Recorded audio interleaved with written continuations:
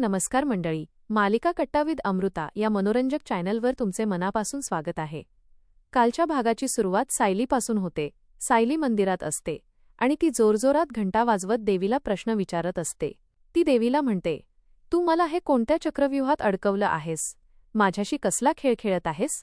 प्रतिमा आत्या आणि रविराज काका यांना मी आईवडील मानत होते, तेच खरंच माझे आईवडील आहेत का? मी अनाथ म्हणून वाढत असताना माझं कुटुंब इतकं जवळ होतं का? ती पुढे म्हणते, देवी आई, हे सगळं खरं आहे की मला एखादं विचित्र स्वप्न पडलं आहे? मधुभाऊंनी तन्वीचा आवाज ऐकताच सांगितलं की तो माझाच आवाज आहे। एवढ्यावरून मी खूप मोठा गैरसमज तर करून घेत नाही ना? देवी आई, मला उत्तर दे, कधी नव्हे ती आज मला तुझी गरज आहे। माझ्या सगळ्या प्रश्नांची उत्तरं दे। असं म्हणत ती पुन्हा घंटा जोरजोरात वाजवू लागते। इकडे अर्जुन सायलीला शोधत असतो। अश्विनला रविराज काकांचा फोन येतो। ते सायलीबद्दल विचारतात। त्यावर अश्विन म्हणतो, तुम्ही आत्ता नका येऊ, काही गरज पडली तर मी तुम्हाला फोन करतो। सायली देवीसमोर आपलं मन मोकळं करत असते। ती म्हणते, तन्वीची प्रत्येक गोष्ट माझ्यासारखीच आहे। मधुभाऊंनी मला कधी माझे लहानपणीचे फोटो दाखवले नाहीत, पण आता मला वाटतं की माझा चेहरा लहानपणी तन्वीसारखाच असेल। देवी आई, जर हे सगळं चुकीचं असेल तर मला खरं सांग, मी तन्वी आहे की नाही? मला योग्य मार्ग दाखव। दरम्यान अश्विनला प्रतापरावांचाही फोन येतो। तेही सायलीबद्दल विचारत असतात। घरातील सगळेच तिच्या काळजीत असतात। सायली अजूनही देवीशी बोलत असते। ती म्हणते, माझी नेमकी ओळख काय आहे? मधुभाऊंच्या आश्रमात वाढलेली सायली की प्रतिमा आणि रविराज याची मुलगी तन्वी? देवी आई, माझा असा छळ का करतेस? मी माझ्या खऱ्या आईबाबांना सासू सासरे मानत आले आणि तू हे सगळं बघत राहिलीस। मला जे संकेत मिळाले ते खरे आहेत की खोटे हेच मला कळत नाही। मला स्वतःचा भूतकाळ का आठवत नाही? ती पुन्हा घंटा वाजवत राहते आणि तेवढ्यात अर्जुन तिथे येतो। तो सायलीला सावरतो। सायली खूप रडत असते। अर्जुन तिला विचारतो, काय झालं? तू का रडते आहेस? सायली म्हणते, मला माझी ओळख हवी आहे। अर्जुन तिला शांत करत विचारतो, मला सांग, नक्की काय झालं आहे? तेव्हा सायली सांगते, मला बऱ्याच दिवसांपासून तुम्हाला काही सांगायचं होतं, पण कसं सांगू हे कळत नव्हतं। मला ज्या गोष्टी स्पष्ट माहीत नव्हत्या त्या मी काय सांगणार होते, आणि तुम्ही माझ्यावर रागावाल अशीही भीती होती। त्यानंतर ती अर्जुनला सगळं सांगते। तिला दिसणारी अस्पष्ट चित्र, तन्वीच्या बोबड्या आवाजातील कॅसेट, घरातील तिचा वावर, काढलेली चित्र आणि इतर अनेक गोष्टींबद्दल ती अर्जुनला सांगते। मग ती म्हणते, या सगळ्यामुळे माझ्या मनात एक शंका आली। त्या शंकेचं निरसन कसं करायचं हे मला कळत नव्हतं, म्हणून मी मधुभाऊंकडे गेले। त्यांनी माझ्या मनातील शंका खरी असल्याचं सांगितलं। अर्जुन विचारतो, कोणती शंका? सायली उत्तर देते, अपघातानंतर हरवलेली तन्वी मीच आहे। हे ऐकून अर्जुनला मोठा धक्का बसतो। त्याचवेळी महिपतचा एक माणूस तिथे उपस्थित असतो। तो अर्जुन आणि सायलीवर लक्ष ठेवून त्यांचं संभाषण चोरून ऐकत असतो। इकडे महिपत काही लोकांना बोलावतो आणि सांगतो की बहुगुणी बाबांच्या आश्रमात अन्नछत्र सुरू आहे, त्यासाठी तो काही मदत करू इच्छितो। तो म्हणतो, ही माझ्या पापाची कमाई आहे, या पैशाला हात लावला की मला विंचू चावल्यासारखं वाटतं। हे सगळे पैसे घेऊन जा आणि आश्रमाच्या कामासाठी वापरा। मात्र सचिनला हे अजिबात आवडत नाही। तो मनाच म्हणतो, हे काय वेडे झालेत का? सगळी संपत्ती एखाद्या बाबाच्या पायाशी ओतण्याची काय गरज आहे? हे जर असंच चालू राहिलं तर हे दिवाळखोर होतीलच आणि माझ्या हातात एकही दमडी राहणार नाही। इकडे मंदिरात अर्जुनला लहानपणीचे अनेक प्रसंग आठवतात। तो सायलीला विचारतो, तू खरंच आमची तन्वी आहेस का? सायली म्हणते, याचं दुसरं उत्तर काय असू शकतं? इतके संकेत मिळत आहेत, त्याचा दुसरा अर्थ तरी काय होतो? ती पुढे सांगते, आपण कुलदैवताच्या मंदिरात गेलो होतो, तेव्हा मला तिथल्या अनेक गोष्टी आधीपासून माहिती होत्या। आईने मला त्या मंदिराबद्दल काहीच सांगितलं नव्हतं। मधुभाऊंसोबत मी तिथे जाण्याचाही प्रश्न नव्हता, तरीसुद्धा मी तिथल्या गोष्टी जशाच्या तशा सांगितल्या। अर्जुनला ते प्रसंग आठवतात।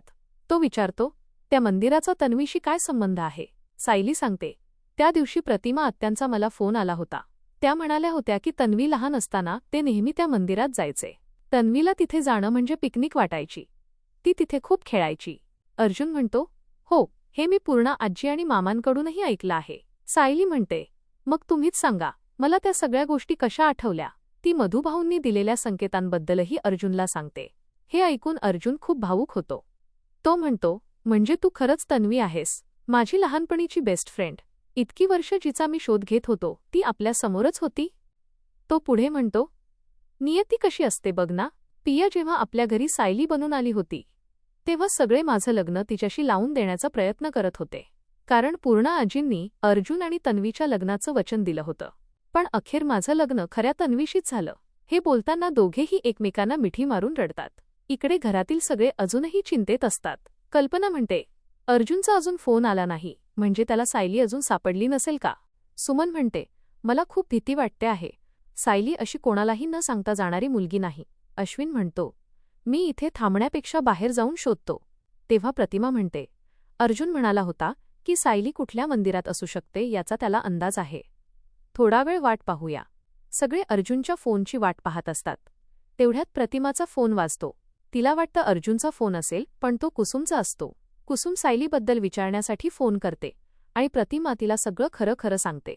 इकडे अर्जुन आणि सायली खूप आनंदात असतात. अर्जुन म्हणतो, माझ्या आयुष्यातली ही सर्वात मोठी आनंदाची बातमी आहे. माझी बायको सायली हीच तन्वी आहे. तो लहानपणीच्या अनेक आठवणी सांगू लागतो. टिकऱ्यांचा खेळ, बॅडमिंटन खेळताना घडलेले प्रसंग, नवीन फ्रॉक दाखवण्याचा तन्वीचा हट्ट, अशा अनेक गोष्टी तो आठवतो. मात्र सायली म्हणते, मला हे सगळं का आठवत नाही? अर्जुन म्हणतो, काही हरकत नाही, पण हे सगळं खरं आहे. चल, आपण आत्ताच घरी जाऊन सगळ्यांना सांगूया की तूच खरी तन्वी आहेस. पण सायली त्याला थांबवते. ती म्हणते, आपण आत्ताच कोणालाही काही सांगू शकत नाही, कारण आपल्या हातात एकही ठोस पुरावा नाही. अर्जुन म्हणतो, एवढं सगळं घडल्यानंतर आणखी कसला पुरावा हवा आहे?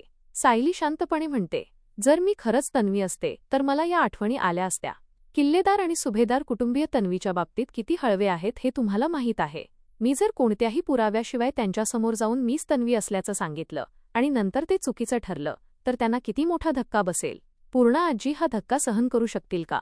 आईबाबा तर पूर्णपणे खचून जातील. ती पुढे म्हणते, मी तन्वी आहे हे फक्त सांगून चालणार नाही, तर ते सिद्धही करावं लागेल. अर्जुन तिचं बोलणं ऐकतो आणि शेवटी म्हणतो, मला कोणत्याही पुराव्याची गरज नाही, कारण तुझं मन जे सांगतं ते नेहमी खरं असतं आणि माझा पूर्ण विश्वास आहे की तूच खरी तन्वी आहेस. अर्जुनच्या या भावनिक संवादासोबत आजचा भाग संपतो. तुम्हाला आजचा भाग कसा वाटला? सायली खरंच तन्वी आहे का? आणि पुढे देवी तिच्या प्रश्नांची उत्तरं देईल का? तुमच्या प्रतिक्रिया आम्हाला कमेंट करून नक्की सांगा. अशाच हटके, सोप्या आणि मनोरंजक मालिकांच्या अपडेट्ससाठी आमच्या चॅनलसोबत जोडलेले रहा. पुन्हा भेटूया पुढील व्हिडिओमध्ये एका नव्या भागाच्या भन्नाट अपडेट्ससह. तोपर्यंत काळजी घ्या, आनंदी रहा आणि पाहत रहा आपल्या आवडत्या मालिका. व्हिडिओ आवडला असेल तर लाईक करा, शेअर करा आणि चॅनलला सबस्क्राईब करायला विसरू नका. कारण पुढचा ट्विस्ट चुकवायचा नसेल तर आमच्यासोबत राहणं अगदीच ठरलं तर मग